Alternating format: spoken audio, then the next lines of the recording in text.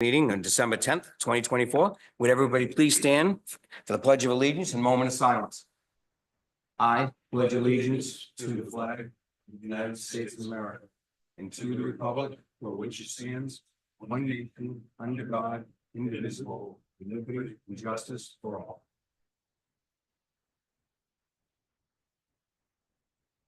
Thank you. Are there any changes to the agenda this evening? The only change, Mr. Chairman, is number one under new business, Ty and Bond. They had notified us today that they're going to postpone their presentation because of the weather, and they had several people traveling. So. Okay, very good. And that's all you have? Do we have a motion for the agenda as amended? So moved. All in favor? Aye. Aye. The public participation policy applies to all selectmen meetings. A copy of this is in the back of each agenda, posted outside this meeting room and on our website. We'll open the public input for agenda items. Seeing no one, we'll close the public input. No appointments this evening. New business, we'll go right to DPW proposed solid waste 2025 schedule.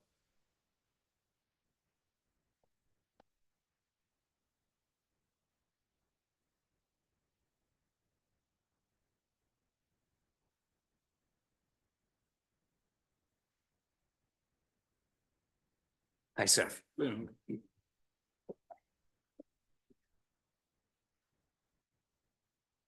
Right, so at the last meeting, they asked me to go over and look at the schedule for next year to go over the holidays and see which ones fell during the week. So we try to avoid an extended closed period as we saw this year. So in efforts to avoid a prolonged closure for holidays that are observed during like the Tuesday to Thursday time frame. Next year, there's 4 of them. And I gave you guys a list. Yes. On there. So Juneteenth is a Thursday. Veterans Day is gonna fall on a Tuesday. Thanksgiving is on a Thursday. Yeah. And Christmas Day next year will be on a Thursday as well. So my recommendation to instead of giving the floating holidays to everybody in the department and closing the facility to the citizens, would be to give the employees of the transfer station solid waste for essentially vacation days to use at their leisure to compensate for the holidays. For that In holiday. lieu of closing the facility. Right, so they would come in and on that before a holiday or like what you were suggesting. Right. And then utilize that compensation day. Right, so instead of giving them the Monday before Thanksgiving off, just giving them a day to use at their leisure, an extra vacation day. And for it to have the same rules that apply to vacation days as far as rolling them over and everything else. Not like they could bank them up or anything. Right, okay. All right. I don't see an issue with Any that. further questions? No, I assume that having it spread out like that, you'll be able to cover with the remaining staff, Right, just correct. like you would for a normal vacation. Yeah, Okay, yeah. well, it certainly sounds reasonable. The employee reaction to that? Yeah, they were all pretty good with it, I guess. So they used to do something similar to that before. A long time ago, yeah. Yeah, so the other thought was maybe giving them Easter instead of Juneteenth off, but where Easter doesn't fall into the town's actual like holiday list, we decided to just go with this method here. Felt like it was the most fair to everyone, and I believe it is. where the facility stays open and the days that, the individual employees do decide to take off, yeah, they'll either be sufficient with the remaining staff or we can supplement from DPW. Okay. All right, any further questions? Entertain a motion. I'll make a motion to approve the solid waste facilities 2025 holiday schedule as presented. And probably the compensation, Was that? and probably the holiday compensation, Say that again? I'm sorry. the holiday compensation. With the holiday Yeah. compensation. Reflecting Yeah. holiday compensation for the 4 Mhm. days is noted. Second. Any further discussion? All in favor? Aye. Aye. Okay, And we'll go ahead and get that posted. Right. yes, We'll get it I was gonna posted say on the Ahead of website. time, so that everything's up there. I And do we have, are working on that. I'm just gonna ask The about, sign? about a sign. Yeah. I was just gonna ask about any signage, that we talked about last time, Yeah. about so, having up there. I did reach out to the same vendors as well that the chief did, and I'm waiting to hear back from them. The sign for up there would probably be smaller instead of being 3x8, like what chief's looking for, Mhm. double sided, which makes sense for his location. Up there, I'm looking at something a little smaller, 2 foot by 6 foot, single sided. Yeah. So it should be cheaper. Yep. We can put the power in for it because there isn't currently one there. So I'm just waiting to hear back on that and then kind of 2 different spots we can go with, either further up the driveway toward the garage, which Mhm. worked out perfect because there's a electrical panel right there on that wall. So we don't have Sure. to go through the building. It's just out the wall down on the ground. It's so important to have the signage. I think it would be handy there. I mean, It's gonna be there's a lot very of- handy. Mm-hmm. A lot of traffic there and could possibly slow traffic down on that corner because people might want to see what's on the sign. So. Right, no, that's good. So just waiting to hear back on that as far as getting prices on it, but that's what I was looking for was 2x6, electric, single sided. Perfect. Well, thank you. Thank you And very yeah, much. the holidays, these will be posted up. I'll submit them to get posted on the town's calendar on the webpage. So Perfect. we'll avoid what we had. Right, right. I mean, it's, Thanks. that'll help a lot. I think that everyone will appreciate it very much. Perfect. Thank you. Thanks. Okay. Do I have a question for him or for me? Laura was asking if she could ask a question. Oh, yes, go ahead. You,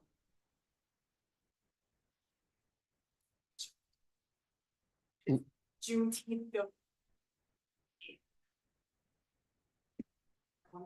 So from the, I just don't want to. Yeah, so the way I spoke to him about it was front loading and just giving them to him for the calendar year. That's all right with you guys. oh, that, Yeah. that's fine and that works.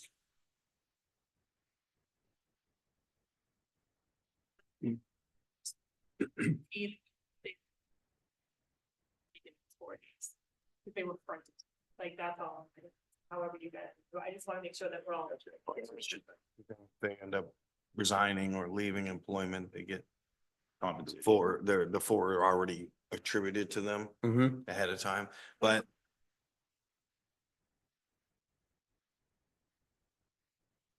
Right. Either which way you choose. Yeah, it's fine. it seems to me the logical way would be, as that holiday, the week that holiday lands on, that would be, You accrue it. you would evaluate, obviously if the Right. person is on vacation that week. I don't know how that works, but certainly if they've left employment, they shouldn't be walking out with bonus days. Right. Yeah. Yeah, As they- that's right. Yep. That makes sense. Mhm. Okay. Okay, Okay. thank you. Okay. No, it's Okay, all laughing. right. All right, temporary treasurer appointment until March. Okay, Mr. Chairman, so we did, speak about this a little bit, in a previous meeting. So our current treasurer did give her notice of resignation effective January 1, 2025. Her, even though we have a gap between January 1st, to March, I believe I forget what voting is, the first week of March. So the issue we have is that we do not currently have a deputy treasurer. So at this point in time, with the resignation, I did reach out to legal to find out what the options were for the board. The board does have the power, with the absence of a deputy treasurer, to appoint an interim, just until the vote in March. Mhm. Because we have an elected treasurer's position, that elected, obviously would be determined by the vote in March. Anybody that, would like to run, who's a resident and wants to do that. But we have to fill that void for a short term, for those 3 months, to make sure payroll Mhm. gets taken care of, we have access to our bank accounts and checks get written because the treasurer is responsible for signing off on all of that. So my recommendation to the board, and I did check with legal to make sure that there was no conflicts or issues with this, but I would ask the board if they would temporarily appoint Laura, the finance manager, as the treasurer. She currently already has access to the bank accounts. If we brought somebody else in, somebody new, we would have to go through the process of getting them onto all of the numerous bank accounts. Plus, somebody outside, it takes a lot of familiarity to understand what we're currently using for different accounts, how our process is. It really would be a lot of effort to try to get somebody to speed, and they wouldn't be up to speed in Yeah, 3 months. No, Then they might be changed out in March. no, Right, yes, as soon as the vote So you have takes to do it- place, yeah, as soon. Do it all over again. so- Yeah. yeah, no, it totally makes sense. Um, To have Laura do that. So. A hell of a workload. Yeah. Oh, true Fig- confession Figured you time. did, yeah.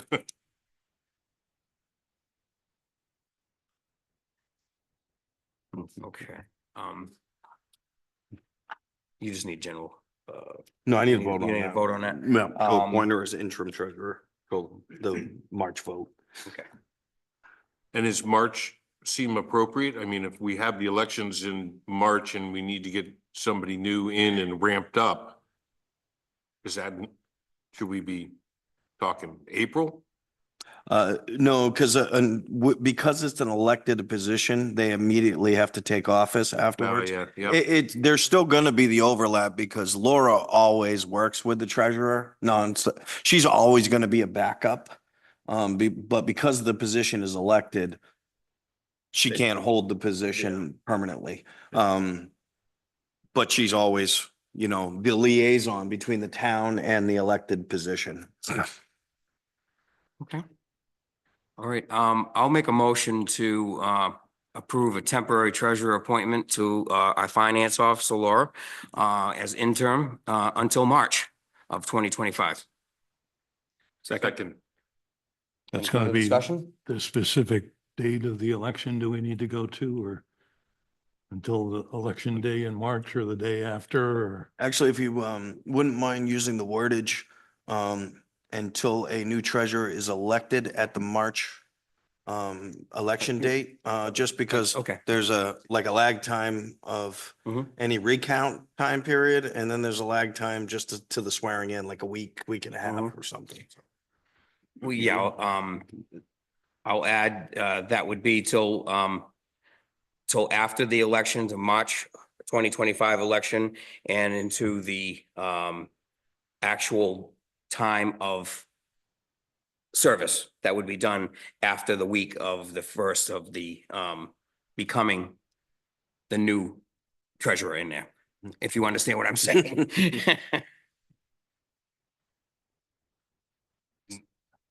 I'll second that. Second. There was just a lot more to it than that. Yeah, I think we all understand it and it's all covered pretty well. So, all in favor? Aye. Aye. Thank you. Thank you. Thank you, Laura, for stepping forward. Thank you very much. Okay, I'm gonna take a step backwards because there was something in announcements I really wanted to bring out if this doesn't mess up the works too much. The announcement was that our hazardous waste director passed away suddenly last week, Sarah Silk. She's been a member of the hazardous waste for 20 years for the town of Alton and Wolfboro. This was sudden and she will really be missed. We thank her and she did a fantastic job. And it's unfortunate that this sudden death was unfortunate. I thought I wanted to make an announcement that I'm sorry for the hearts go out to the family and to the families and the people of Sarah Silk.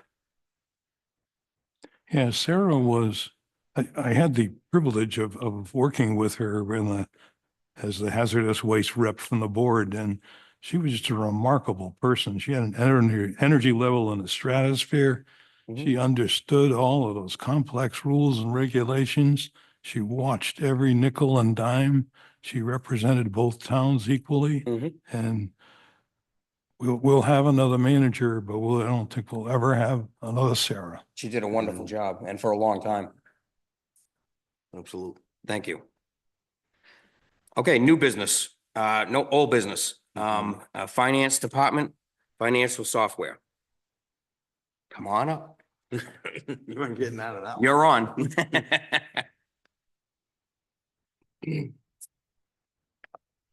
Ooh, I was afraid you were gonna bring all those books with you. Yeah, I know, she's well prepared.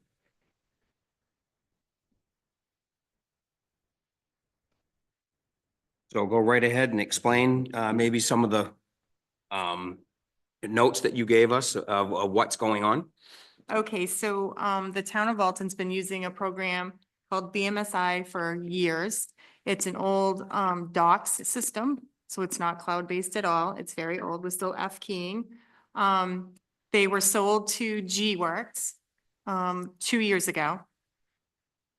They were supposed to upgrade it to the cloud system through G-Works, but they've been having a lot of technical difficulties getting the data transferred. So they finally kind of figured that out. When they went through and proposed a quote to us, it was over double the cost that we were paying regular BMSI for the same service, for the same thing. So we started to shop around. We went to a main company called Town Cloud and we're starting to work with them. They wanted a lot of changing of the access codes, like the account lines and stuff to accommodate the Maine, like Department of Revenue kind of codes, not just New Hampshire. So they were trying to accommodate both states.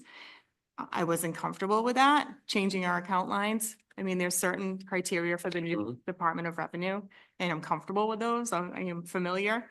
So then I reached out to a lot of other towns that are having BMSI issues.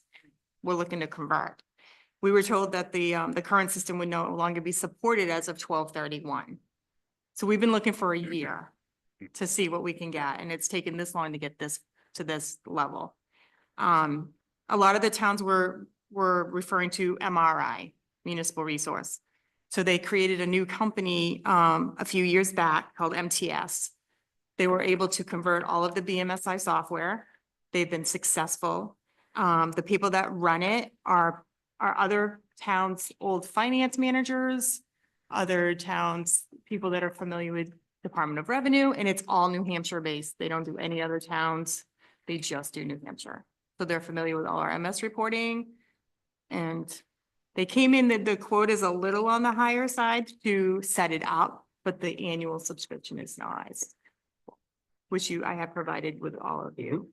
And today I got the BMSI, that's the one I just put on your desk. They sent the quote. And his annual subscription is going to be almost 18,000 compared to the MTS, which in your packet. And MTS is willing to waive our first year because he knows that we still have to pay for BMSI's annual because they can't get to us till like after the first quarter of 25. So we had to pay for something to keep our AP working. But as you can see, number their pages, but it's the one that has the charts on. Yes. See it.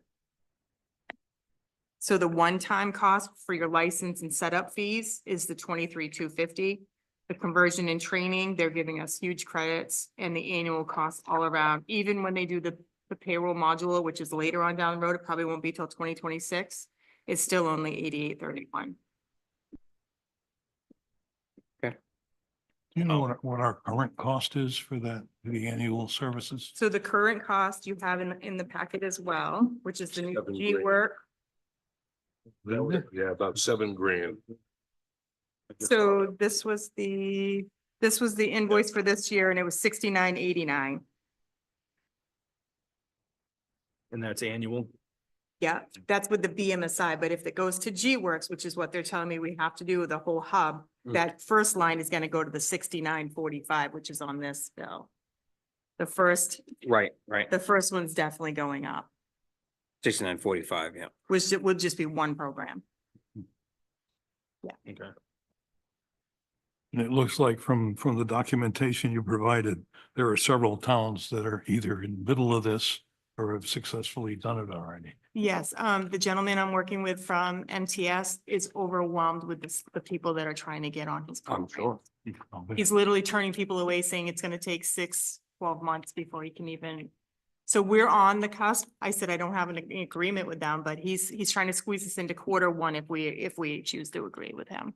Cause he's been working with me Mhm. but I don't have I don't have an okay to go, so. Right. But he's like, we're in the process of trying to, so if we decide to go. If he'll you fit us in decide to at go, Q1. how long would the process be?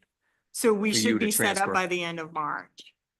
But it'll take probably like 3 or 4 more months with Mhm. support to get everything working correctly. And yeah, And they're a New Hampshire based company. yes. And all of their staff is from local towns like Molten Borough and stuff that have done this for like 20 years. So the G Works quote that's in the book, Yep. is for the fiscal year, or calendar year of 2025. Yes, but that's with BMSI not being switched over to G Works. Okay, that's just the BMSI, which according to G Works, they are gonna still support.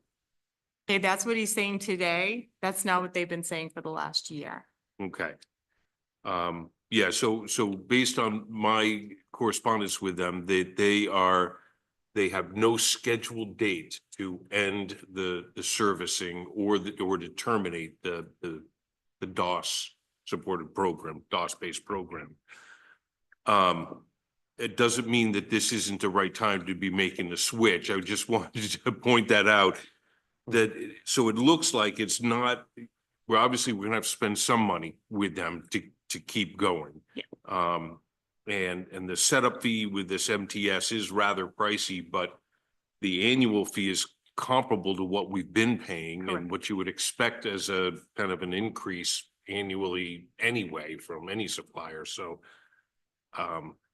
have you had a chance to play with MTS at all with their software to see how user-friendly it is and this cloud-based program and? So he did a full demonstration here for myself and the deputy and the IT and Josh from IT. It is just, it's almost like an Excel program. It's all cloud-based. Budgeting will be a lot easier. Department heads will be able to go in and enter their own budget during budget process, and then I'll be able to like lock it. So I was gonna say, I it hope won't you still have change, but they'll control be over able to that. Right. they'll be able to go in and track their expenditures the way that they want. Like if they want to print a weekly report, they can go in and itemize it. Mhm. They'll have like reporting options. So I think this being cloud-based is going to be easier for the department for sure. I mean, stepping away from DOS is gonna be, Mhm. amazing. And they might have extended the whole, because they're having such a hard time converting their data that they have to do something to the people like us that have still using it every week. Sure. It sounds like you did your homework and it sounds like this is the right choice. So, It does to me too. Looking at the software, looking at the information that you've provided. It looks like it would be something that'd be, work very well for you and the department heads. They can actually, from the demonstration, he can take stuff from the town clerk and create files and upload them into our system as well, like for payments and stuff along there. If that's something we choose to do, yeah. So there's a lot of options moving forward as well to like add-ons and stuff if we ever really got to that point. In your proposal letter, seems to indicate that this can be funded, the initial setup costs would be funded with current year funds. Yes, It's a plus. It is a plus. that is a plus, yes. Well, Mr. Chairman, I would make a motion that we authorize the finance manager and the town administrator to proceed with the software proposal for our budgeting system and costing system as listed in the proposed outline presented to the board this evening by letter. Do we have a second? I'll second that. Any further discussion? We should qualify, you'd requested 25,000. I'm not sure though, is that enough? That's the only. You got roughly 24 just for setup. We know we have BMSI that we've got to pay some toward as well. All This coming is out of- just for this one. The MSI has been paid for Okay. already. Like, yeah, this is just to set him up and do our first. And this will get you through that first quarter. Okay, all right, then I'm good. No more comments. All in favor? Aye. Aye. Very good. Thank you. Thank you. Thanks. I'm sure you can get right on the phone with them tomorrow. Okay. Police Department vehicle update. Hi, chief. How are you?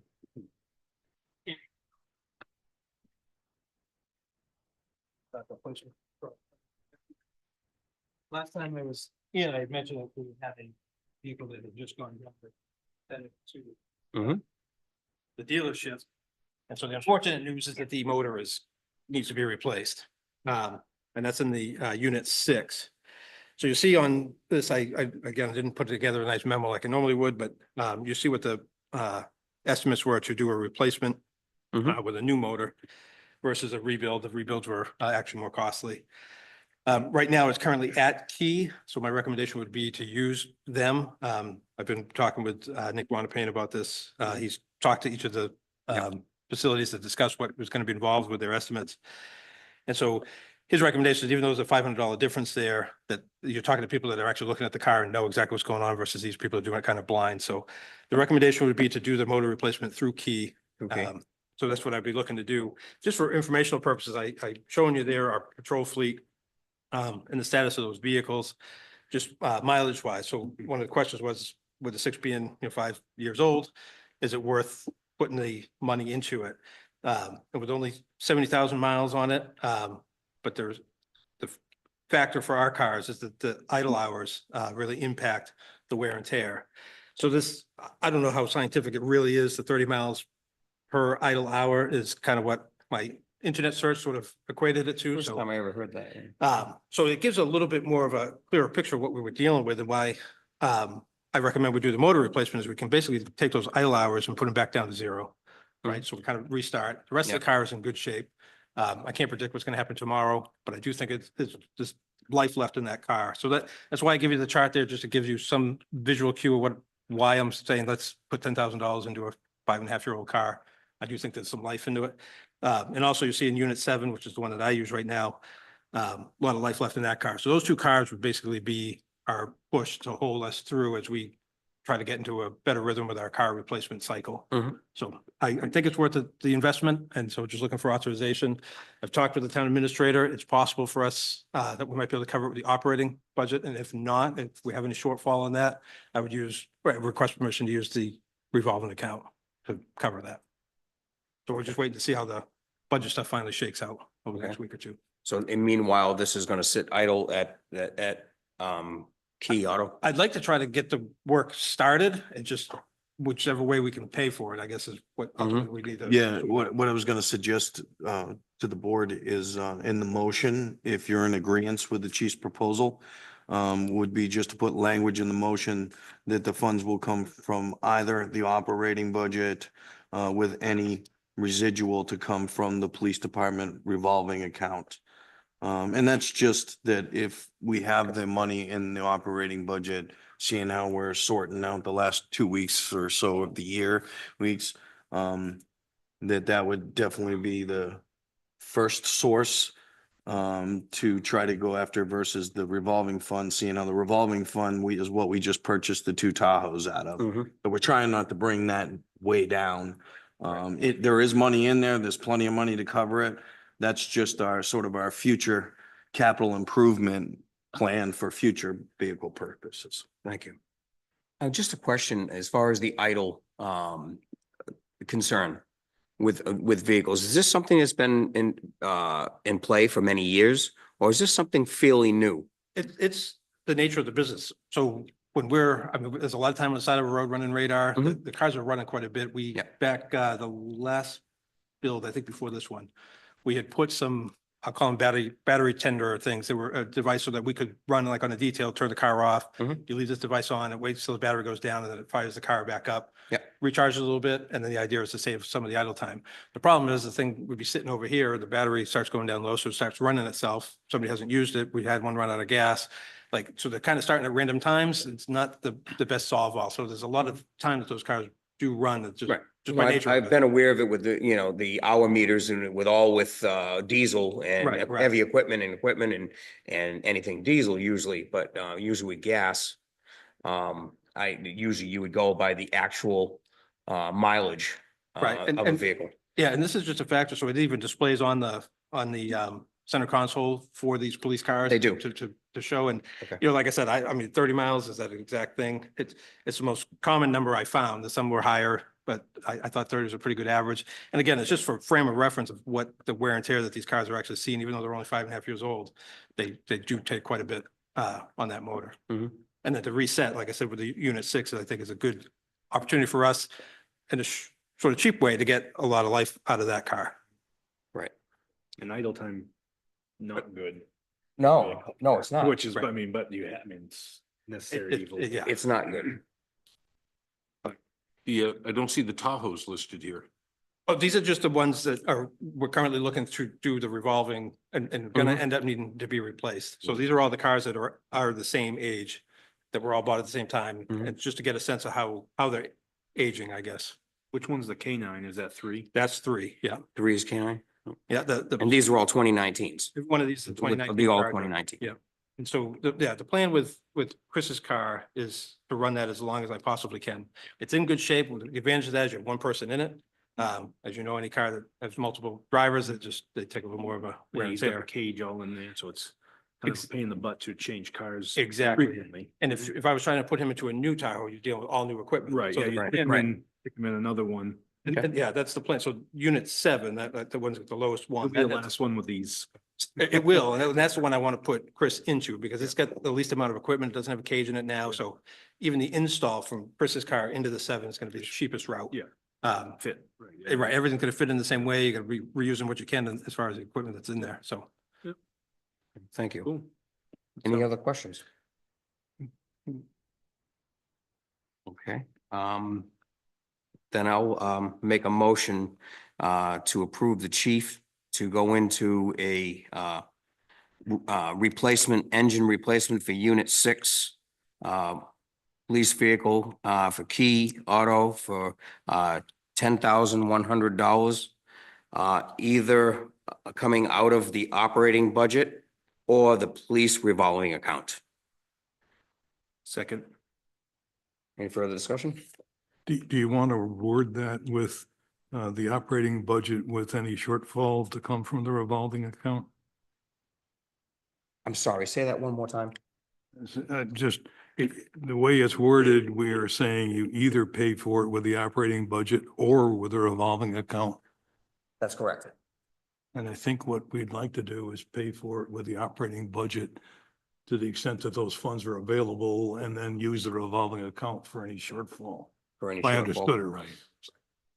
Yeah, okay. To actually use the funds from the operating budget and for any shortfall to go with the police revolving account. Second. All in favor? Aye. Aye. Gentlemen. Thank you.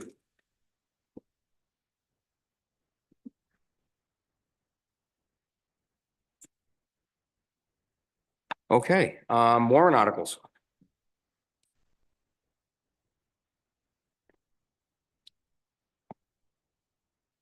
Mr. Chairman, members of the board, you have a new draft copy of the warrant articles on the table tonight. These warrant articles are coming back out again with, now we have the estimated tax impact added. And also all of the suggestions by legal right now have already been instituted into this draft as well. Okay. So tonight, I have one thing that I wanted to bring up and discuss with the board, before actually, the board has the option to vote on these, but I would just let you know that there is no rush to have these approved before next meeting. And since we're a board member short tonight, the board might want to consider waiting until next I would meeting. prefer that. Okay. But the one thing I did want to bring up to the board that's here tonight and talk about it, and Drew can chime in if he wants. We did have a budget committee meeting. Mhm. I did provide a draft copy to the budget committee as sort of a preface to review. I will say one of the comments and the consensus of the budget committee is they were against the lumping of the capital reserve appropriations under $20,000 and also the grouping of the past approved nonprofits. I did explain to them, budget committee, that the reason the board made that choice last year was after quite a bit of public Mhm. comment about how lengthy the warrant was getting. It Mhm. was taking some people, especially older people that were maybe having a little bit of trouble with the visibility and the print inside those booths. The warrant at the time had gotten up over 52 warrant articles. Right. So grouping these together and also just holding a threshold of $20,000, meaning anything over $20,000 that has its own warrant article. The only stuff that we lump together, and again, this year is being proposed, is 20,000 and under, and you can actually see that Mhm. quite a few of those are under 20,000. We have a few of them that are only 3,500, 5,000, 10,000, and 15. There's only Mhm. 4 of them that are $20,000 out of all of them. So I did relay that information to the budget committee. The other thing is the fact that the warrant articles both passed. They passed with majority votes. That's what I was gonna ask you. I will say that the votes for the nonprofit was over 50% greater. So 609 voted yes and 311 voted no last year, or for 2024 in March. The capital reserves were a little closer. But seeing how we went to default, but yet all of these passed, That's right. these passed 507 to 414. So the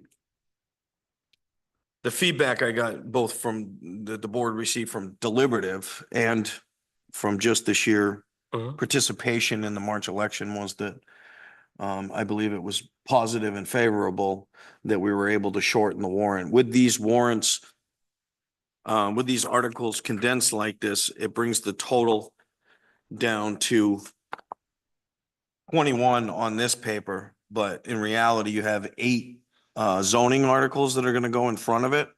So that would bring it to a total of 29 warrant articles. So that would keep us to 29. If we do split them plus the 8, we end up with 53 as the count right now.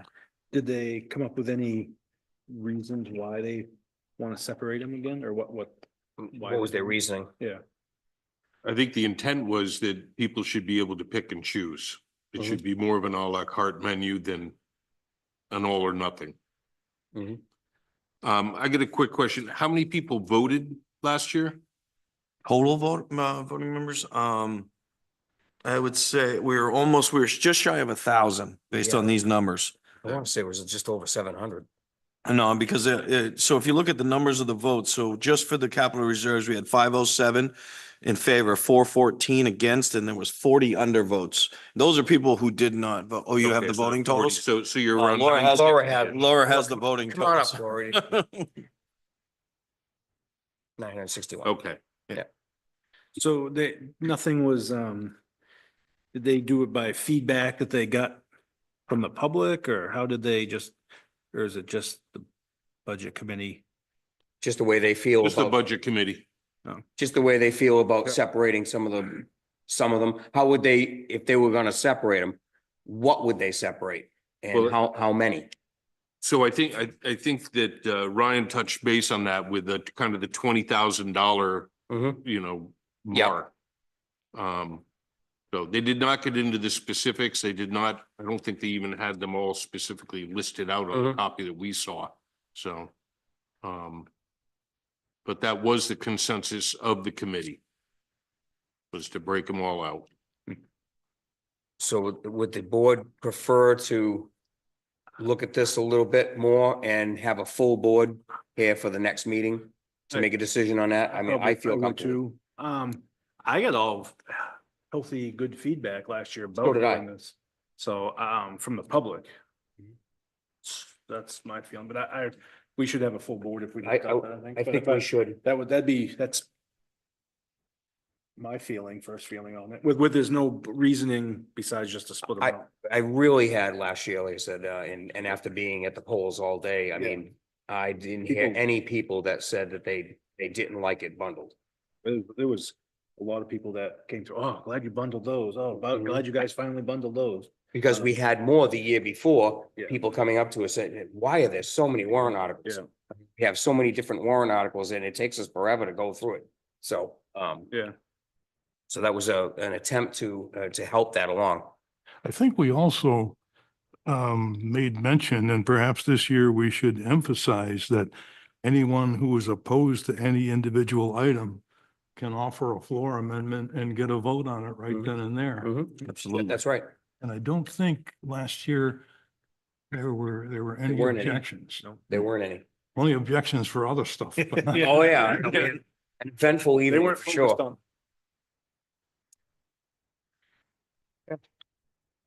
on. So we'll look at this then at the next meeting. Table in the next And meeting? hopefully we have a full board. Okay. Thank you. Thank you. Okay, selectmen reports. You just got mine. Okay. You're good. Thank you, Drew. Dick. We have nothing other than trying to figure out how we're gonna survive without Sarah Silk. Yeah. Agreed. Okay, and Nick is absent.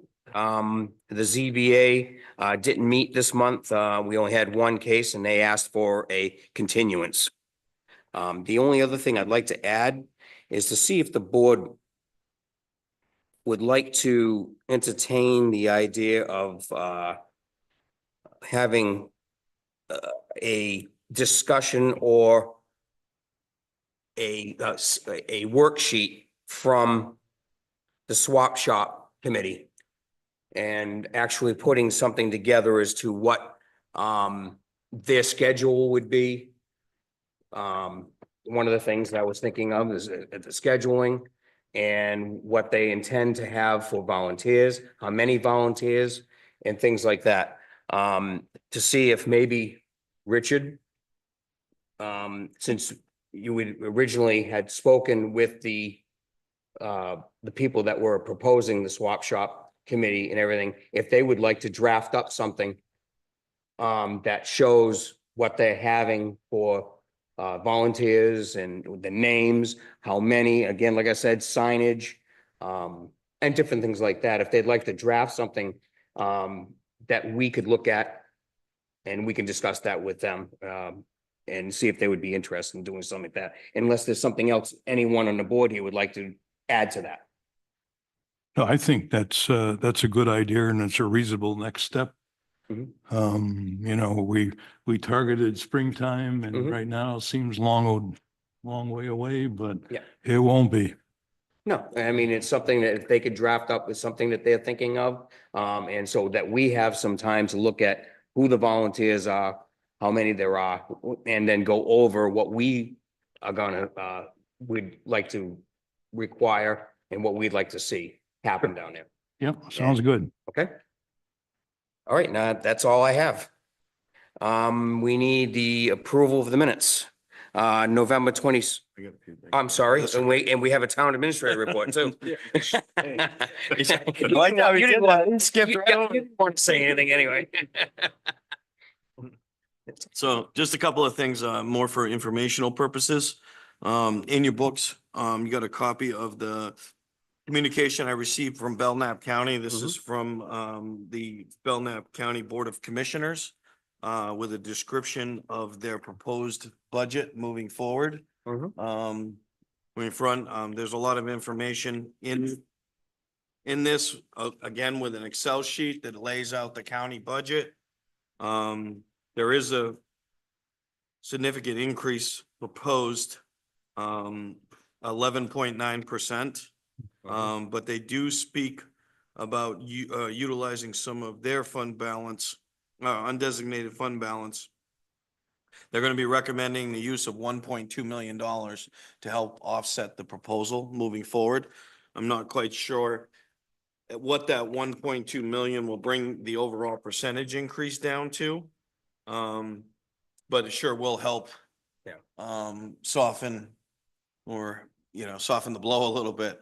But I think it's important, I mean, not only to bring it up for the public at a meeting and have the information to you folks, but also reiterate the fact that last year we experienced that, we are, unfortunately, the town is at the whim of increases at the county level and at the state education level. I will say that local education has put a budget forward that got approved. And their local budget so far moving forward is only 1.85% increase. So for that's our surprising. total local school district, it was at 1.89. But under a 2% increase for their budget is a tremendous job. And that will be very helpful for us. As you know, we experienced last year that our tax rate is comprised of all four: county, town, That's right. state, education and local education. And again, we felt an increase on all of those levels last year, and the municipality has to absorb that in their tax rate all together. And that's where we saw our increase come from. That's right. So this proposal, I was pleased to see that that they are recommending the 1.2 million undesignated fund balance to help offset that. So that will make things a little bit easier. But again, I thought this information was important to not only discuss briefly at the meeting, but for you folks to have it out in front of you. And of course, it could be made available to anybody from the public who wishes to see it. Yeah, I was just gonna ask that all this information will be available. It's available. Available Yeah, now. yeah. I mean, the county has it at their level too. Yep. But we'll have it available as well for the. Actually, I think they had a public hearing tonight. They did. It was Yes. it was in conflict with our meeting tonight, but they had a hearing on a discussion for that as well. Okay. Anybody have any questions? No, that's a shot. Do you have any feel, Brian, for what that designated fund balance usage will, the impact on their proposed 11% increase? I couldn't figure it out.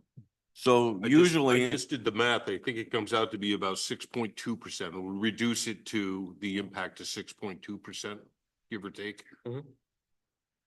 on the, because I know if we use $1 million, it reduces ours by 50. I guess ours, when we do it, we calculate it different. It's not percentage. We calculate it based on the amount of buying down the tax rate. So I believe $1 million, I think, is close to 50 cents. Or, oh, wait, here we go. I got my sheet right here, my breakdown. So $1 million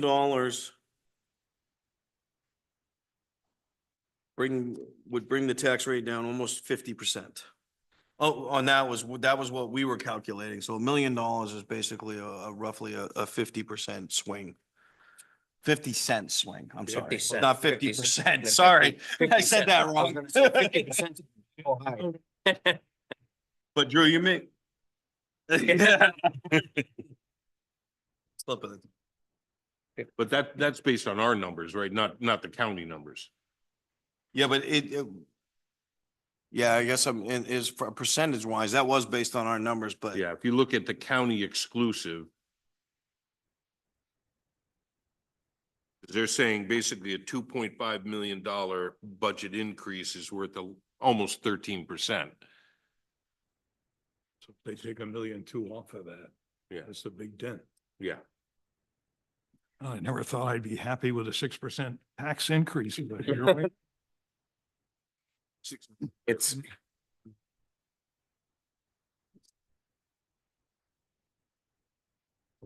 Laura's doing the numbers right now. Oh, you Oh, know, okay. here, I gotta go on to talk about one more thing, so I'll hand this to you real quick and maybe by the time we get done doing minutes, we can circle around and get a There we go. official, a professional opinion. That would be helpful.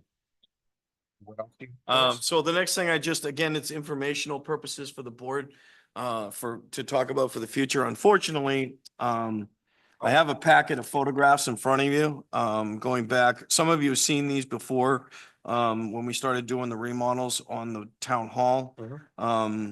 But, what we're dealing with right now is I came in after the storms and realized that, we have another roof leak. So in this room, you can see it from this angle. Sometimes it's hard with the lights are on, Yeah, I can but see you it. can see the stain on the ceiling. Mhm. That appeared, earlier, late last week. I did have I did have the HVAC guys go up there and take a look because we do have an air handler on that side. They discovered that there was no issues with the HVAC lines or the fluids that are running through the antifreeze running through the lines there. That is the back half of the dormer that comes down where those three windows are. Yep. So if you'll see, one of the big issues that we dealt with, we have 4 chimneys up there. The roof was, the roof shingles they put a new roof on this building in approximately 2016. I remember. And one of the things that we noticed that was never done when they put the new roof on is all the original lead flashing is still in place. So none of the flashing was replaced.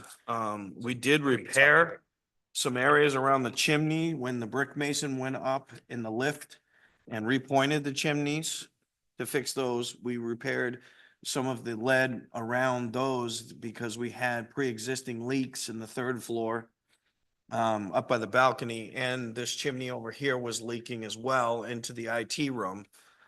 So those have not reoccurred. I did show you that the one main leak we had, the photograph of that was on this side of the dormer. Unfortunately, this new one that appeared is on the opposite side of the dormer. And we had another small area pop up right there on the bottom left corner of that dormer. And we have not been able to, that's right at the valley, so Right. I don't know, the roof slopes too much, so you can't really get in there to figure it out. Right now up here, we have a temporary, stop where they've put, one of those large 60-inch drip pans that go under one of the air handlers. They've put one in and taken the wet insulation out so it doesn't soak through the plaster. To stop any further damage right now. But again, I'm bringing this to your attention because we're in the process of getting contractors out here that specialize in more commercial roofing settings, not residential. And preferably some people that are familiar with this lead flashing and what needs to be done to replace it. I think it would need to be replaced based on the photographs and not so much tried to repair it. It looks like they caulked it the last time they were up there and the caulking is now. These are good pitches. Yeah. The pitches indicate that the lead flashing has reached its limit. You can see where it's cracked or been cut and filled. One of the other things right away that I see that the chimneys themselves need to be repointed. You can see a lot of that. Oh, I'm sorry, those were pre-pointing. That's already been That's done. That already got been- done I last know year. we talked about doing that. Yes, So these yeah. are the pitches prior to that? That was that was Okay, so before he those- started, I was yes. gonna say, because I thought we paid to do that already. Yeah, those But have the- already been done and the caps were redone. But the lead flashing, this would have to be a company to come out and actually take a look at. The lead itself to actually pull it out and re-flash. Actually, it wouldn't be a bad idea at that point to actually build what is called a cricket Mhm. over these chimneys, over the top half, which is actually up here, so that it sheds the water on both sides of it. It looks like that, and that gets flashed and built in over the chimneys and redo the lead on each side Mhm. on these, some of these pitches. So we got to pay attention to it the next couple of days then. Yeah, because we're getting a lot of rain. Yeah. Yeah, that's what we were talking about Why earlier. why we got the pans in place right now. You can see here, they actually cut the lead flashing. They had cut it and they counter flashed it with, looks like, ice and water shield. But that's not the right way. The lead's been cut. They did that. They went over the top of it. You can see that it needs to be re-leaded, and here you can see it too. So you've got, who do you have? You have a couple of companies.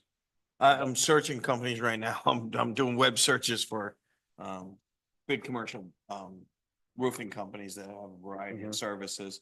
And I'm gonna call as many of them as I can get out here, as fast as I can get them out here to take a look at it, Yeah. so. But I'm thinking at least, Individual something that should- experience with lead, Yeah. with working with the lead. It's a lost art. Yeah, I've worked with quite a few chimneys and, yeah, all that has to be looked at, addressed. The shingles would have to be pulled back and re-flashed properly. So it's not a small job. No. Okay. Thank you very much. All right, that's all I got. That's it. I want me to think of something else, or? No, that's fine. You're doing good. Okay, approval of the minutes for November 26, 2024, public session. Chairman, I move we approve the 11/26/24 public session minutes as presented. Second. All in favor? Aye. Aye. And approval for November 26, 2024, non-public session. Make a motion to approve the minutes from November 26, 2024, non-public session. And to And to, what is the wording? not divulge. Yeah, no, Not divulge the contents there. Okay, I'll second. All in favor? Aye. Aye. And we don't have any consent agenda. no. Okay, and no appointments. No. Public input, 5 minutes for any town business.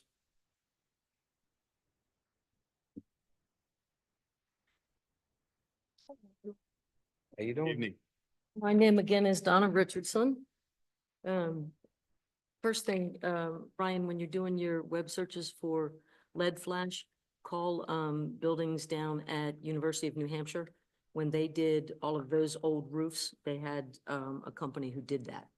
Because they maintained some of the old slate roof and lead flashing on some of that. Great That idea. might I be think a. that'll be helpful. Thank you. Yeah, that might be at least a starting point to help find something. Two questions this evening. Excuse me. I can't find in our various public documents who in fact is responsible for making sure that individual buildings have the appropriate 911 address. Doesn't seem to come under planning and zoning. It doesn't seem to come under buildings. It doesn't seem to come under the fire department. It doesn't seem to come under the police department. So who does it come under? Who makes sure that every building that's supposed to have an address has an address? Sure. Okay, so currently, right now, we do have an E911 numbering ordinance. The Mhm, way that it's set up is everything moving forward, that went into effect several years ago, mhm. but we had to backtrack because when like, for instance, when I first started out here, we had all those fire lanes. We had about, I think it was about 43 fire lanes. E911 went through and they numbered everything. So when we enacted our ordinance, we were behind the power curve because many of the buildings don't.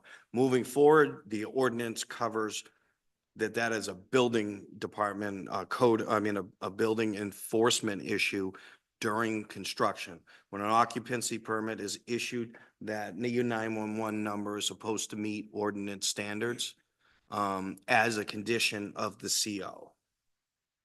Now, moving back, the enforcement is falling back to one of three people. It can either be the police department, the fire department, or building, because those are the three primary Mhm. departments that will encounter them on their daily work.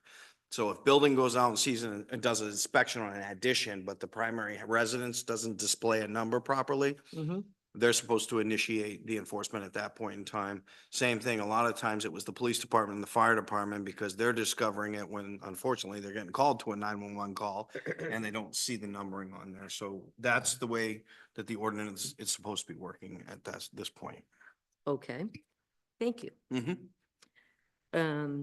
The second item on my, my short list here tonight, I met with, several representatives from the state today out on my family property regarding the, culvert replacement on Route 11 and their necessity to have access through private property to get to certain parts of it.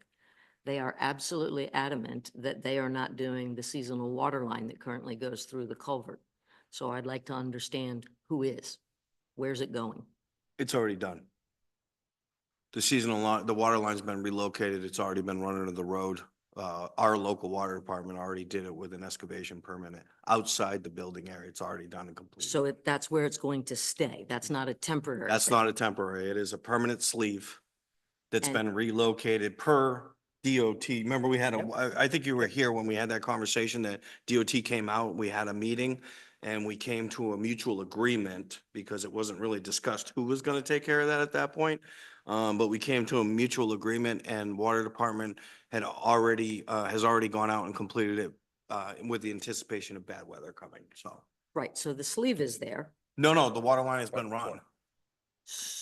I can tell you that I don't know where it is, and one of my properties is on that seasonal line. I can see the old line is cut. I don't have any idea where the new line is. Water So- department sent me photographs of it after they trenched it, ran it, and then patched it with asphalt. They sent me completion photographs of it, so I know it's done. How long ago was that? Probably 3 or 4 weeks ago. So it comes under the road Mhm. where the cut is, and then where does it go? It bridges in at that point, but I don't have pictures of the actual connection I afterwards. think maybe the water department, if you wanted to Yeah, reach out that's to gonna them, they say. would be the best source to walk It's you gonna through. say that. Yeah, I can assure you it's been done to help answer your question. So that issue between DOT and the town has been resolved. We did it and took care of it. But exactly how it's routed, where they're connected or whatnot. I know as soon as they shut the water down after October 15th issue, Thereabouts, yeah. that's when they did it because the water was shut off already. They cut the line, they moved the line and then they trenched but they reconnected. But Courtney or any of her people down there at the water department, I would reach out to them and I'm sure they'd be happy to come out and show you or I'm sure they, point it out to you as to where it goes, how it's routed now. they and could probably everything, show give her you the that pictures, information. right where it was and everything and. I know actually where, go over there I know where it was because we had to what- move it when we put in What our I'm culvert saying and is it what had to they be. did, and then they can explain it to you. Yep. All right, very good. Thank you. Thank you. Thank you. Seeing no one else, we'll close the public input. Do we have any non-pub this evening? No, we're not. Okay. Entertain, I'll make a motion to adjourn. Second. all in favor? Aye. Thank you. Gentlemen, if you don't mind, there's a few things for you to sign, but there's a card for Sarah's family. Sure. Thank you. Oh, yeah, do we have a number?